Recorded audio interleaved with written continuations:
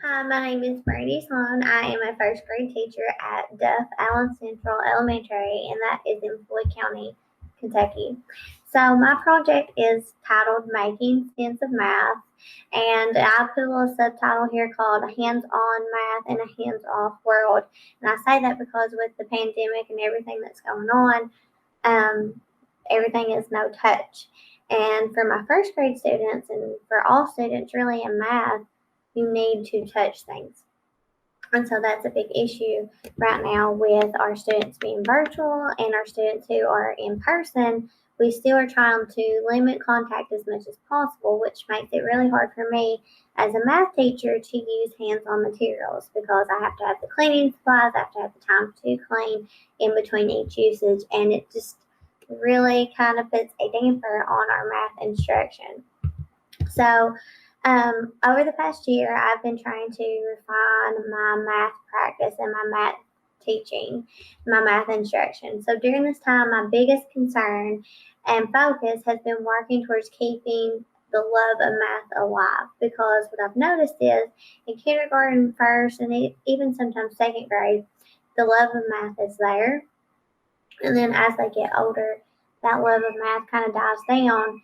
And what I was observing through research and through formal observations of upper grade level teachers was that they didn't use a lot of manipulatives. They stopped using things hands on. So I couldn't help but make the connection that maybe the decline in using hands on materials had a relation to the way students felt about math instruction. And so that really bothered me. And with this year having so much uncertainty, I was worried that my students would get very little time with hands on math manipulatives and math tools.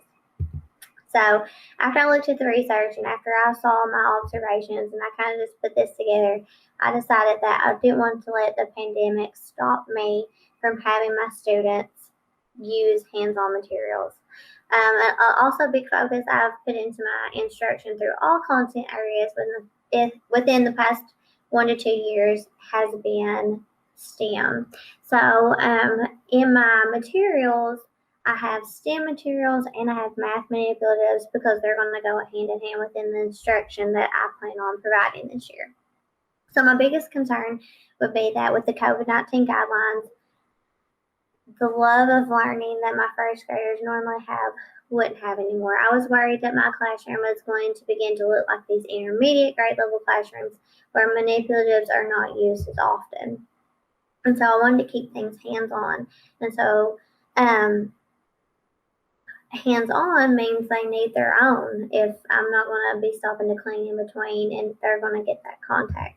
And the only way I could do that was through this grant because the math manipulatives I would need and the amount of materials I would need would be extremely expensive, and I couldn't have done it without this grant. So if this project is successful, if having students have their own individual manipulatives, that way if we go out of the building due to sickness or even if they're here, having their own materials in their bags to use and us to be quick about it, we can be efficient because we're not having to clean in between. I'm hoping that my students' love for math will continue, whether they're at home or in person here at school. And I'm hoping that this will inspire other teachers to use hands-on materials as much as possible, even though our world is leaning virtually and even though students are in person with us. I'm hoping that this will inspire teachers to get that hands-on contact as much as possible, knowing that they can combine it with technology as well. So I'll be creating manipulative bags for each student within first grade. So this will cover my homeroom and the other first grade classroom in first grade because currently I'm teaching math instruction to both classrooms.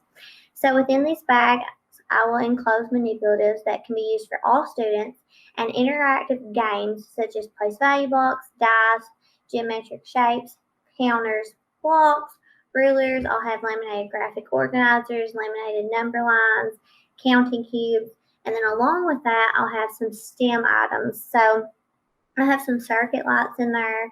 I have some circuit cords and things because there are some great math games you can create that are great for formative assessment and self-checking and math fluency with these circuit lights and motor kits. And it brings that STEM incorporation into my instruction as well, which I love.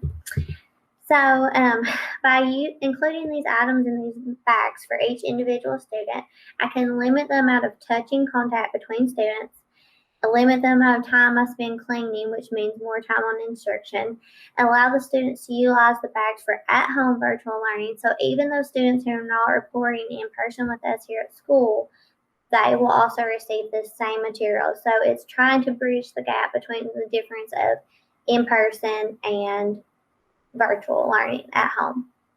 So, and I'm hoping this will decrease my transition time. So even before we realized, how much we touch things and how often we're sharing things, even last year, handing out materials, passing them back up, that took a lot of transition time. So I'm hoping storing these in bags will help limit that transition time and kind of keep the focus on instruction as well. So my plan of action is to have these materials to me purchased, ready to go, ready to distribute to my students by November. Then from November, December, January, February, we're going to have daily implementation of these materials in some form or fashion. They will be touching these materials daily, using them daily within instruction, within individual activities, within assessments. And then in March, I want to organize and collect all the data that I've collected over this course of time since November, and also comparing this data with data that I collected from my students' assessments and observations prior to handing out these materials. So I will take data from August, September, October, and compare to the data from November, December, January, and February. So it'll kind of see assessment results post and assessment results prior to handing out these manipulatives. So in March, when I'm analyzing this, I can kind of see next steps, what I would do different, what needs to be refined, what needs to be changed, what worked, and what didn't work. I will evaluate this project by measuring the effectiveness of using manipulatives combined with technology for at-home learning technology within the classroom. So what I'm going to do is I'm going to compare the beginning of the year lessons, those that are instructed before receiving our materials, and I'm going to compare them to the assessments after receiving materials. So I also plan on administering a survey to parents about math learning. So we have about 16 to 17 online learners at this time. It's kind of growing daily, but I plan on giving them a Google survey. And at this time, they don't have materials, so they're going to answer this survey about how they feel about math, how their child feels about math, how they feel about the math instruction that their child is receiving at this time.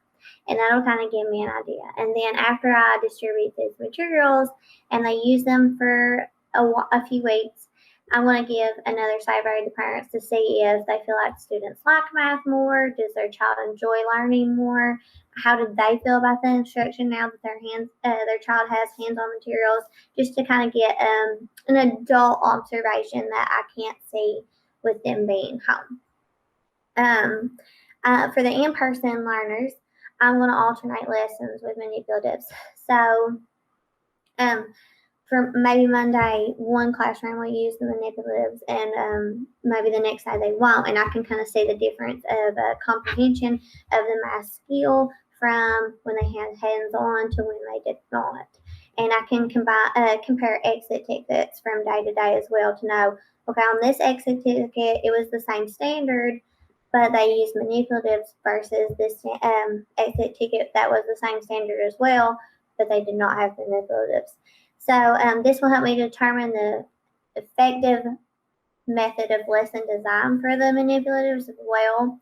I can rotate manipulative groups, compare exit slips, and other formative assessments to collect data to support the use of manipulatives. This will allow me to see the difference within the exact same lesson content, delivery, and strategies. And so in March, I'll have more conclusions and observations I'll even have more after I receive these materials. That should be very soon. I'm very excited for that.